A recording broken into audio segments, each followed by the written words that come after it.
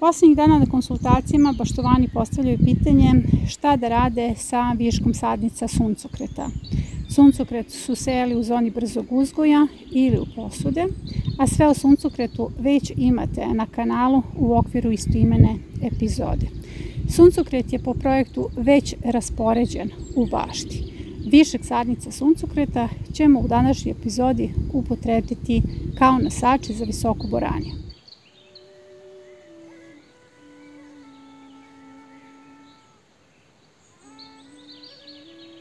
Pa vam eto postavljam pitanja. Da li ste znali da suncokret može biti fantastičan nosač za visoku boraniju i pritom to će biti jedan fantastičan prizor. Kao što vidite ovu analizu, ovdje imam treću kategoriju plodoreda koja je prisutna jer pripremam jesenje-zimsku zonu. Uvek govorim da je jedna bašta, odnosno projektovanje biobašte kao igra šaha. Uvek morate da mislite šta zapravo želite da postignete na tom prostoru. Ja želim da postignem jesenje-zimsku zonu. Za jesenje-zimsku zonu ili uz nju vezan nam je majski rasadnik. Sve ono što je u majskom rasadniku ide u jesenje-zimsku zonu. Dakle, ja se već sada pripremam za tu zonu jer ubacujem treću kategoriju plodoreda, visoka boranija, azuki i soja. Dakle, ovdje sada uvodim azuki i soju i paradajz u sredini. Verovatno vas čudi zašto uvodim paradajz pored suncokreta, jer ovo je seta po dužini, dakle suncokret kao visoka biljka biće prisutan čitavom dužinom. To je zato što uvodim ove sezone masovno niske dva sorte paradajza.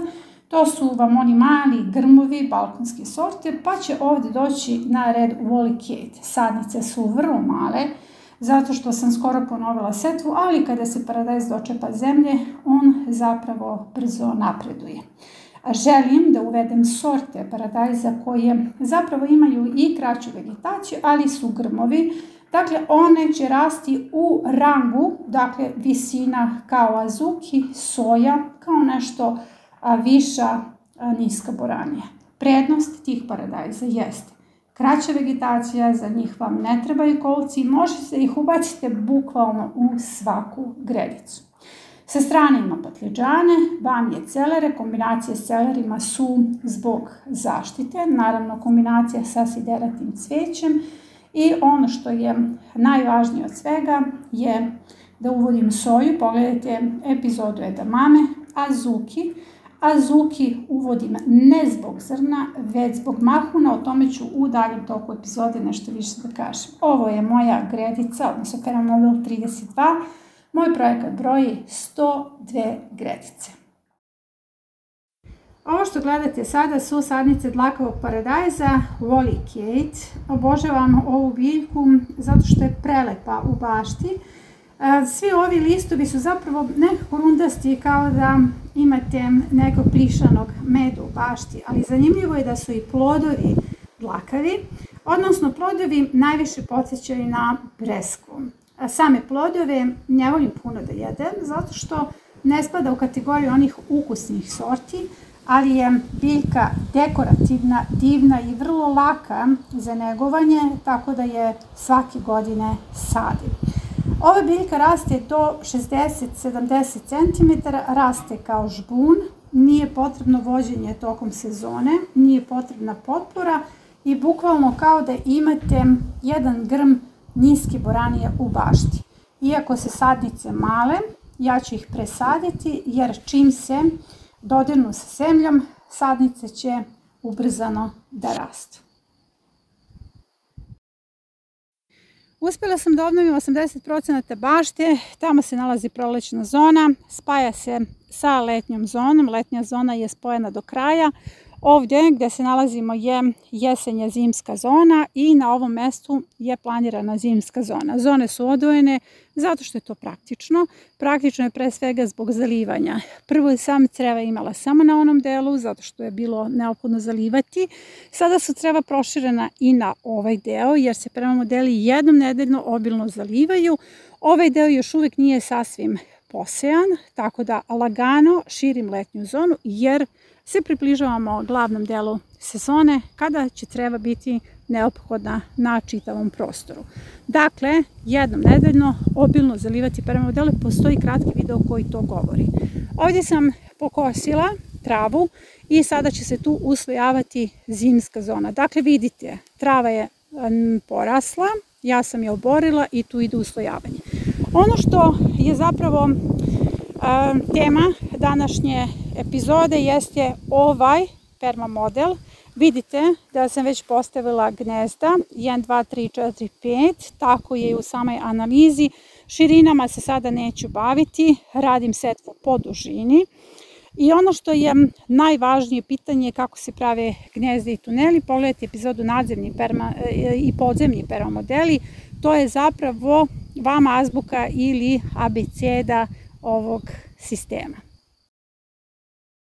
Ovdje ide suncokret, visoka boranija, paradajz, azuki, soja. Sadnice suncokreta su ubačene, prednost ovog sistema je što je to sve odmah malčirano, jednako je i sa paradajzom, Wally Kate, ubačen odmah malčiran. Zašto sejem soju? Objašnjam u epizodi edamame u biouzgoju. Soju za setvu možete da kupite u prodavnici zdrave hrane i vodite računa da ima oznaku da nije genetski modifikovana. Kada radite setvu u gnezda, uvek je potrebno da imate posudu pored sebe, punu zemlje, krtičnjak, bilo koja zemlja koju ste uspjeli da pripremite pre toga. Ne mora da bude mešavina stajnjaka i zemlje, zato što je ta mešavina stavljena upravo ovde na dno. Dakle, kada imate ovakve posude ili ručna kolica puna zemlje, vi onda setvu obavljate jako brzo. U samo gnezdo ću staviti šaku soje, zato što ne znam kakva je klijavost. Trudim se da to rasporedim, ali nije neophodno. I preko ću staviti šaku zemlje. Dovoljno je centimetar iznad semena koliko da se pokrije seme. Sada ću završiti setvu soje. I sada smo konačno došli do azukija.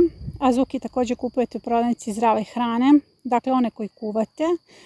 Ja vam sada neću govoriti o tome kako se koristi azuki jer te informacije imate na internetu. Ja želim da vam pričam zašto ja sejem azuki i kako ga ja koristim. Zapravo azuki je vigna, ja ga koristim u sirovoj ishrani zato što se mahune vigni mogu jesti sirove. Dakle, možete ove mahunice da berete do prvih mrazeva. A kako god vi berete te mahune, tako se te mahune i razvijaju i čak azuki kao biljka koja raste do nekih 60 cm visine često dočeka prvi mraz. Dakle, te mahune možete da kuvate, pečete, jedete sirove u salatama, da ih kiselite. Moj temperament nije prilagođen čišćenju ovakvih sitnih pasulja, ali zato sam našla rešenje. Jedem mahune. 5-6 zrna. Ostalo mi još da posajem visoku boraniju, biram otpornu sortu, odnosno ovo je miks otpornih sorti na visoke temperature. Njihov cvet je otporan, tako da imam plodove tokom sezone. Ovu sam boraniju često snimala, to je ona prošarana crvenim šarama. Proizvodnja vlastite hrane je najradikalniji čin otpora koji hoće i može da promeni efekat velikih korporacija na vaš život. I to je jedini način da menjate sistem, sve ostalo je apsurdno. Onog momenta kada uđete u market, kupite hranu koja je višestruko tretirana, vi ste platili sve te korporacije. Proizvedite i onu malu, najmanju salatu koja je vaša. Znate šta jedete i dali ste svoj doprinos očuvanju planete. Na kanalu vas učim kako da to uradite, kako da na što bezbedniji način proizvodite hranu po biološkim metodama. Učimo o resursima. Znanje o resursima je vaš uvod u nezavisnost. Zapratite kanal.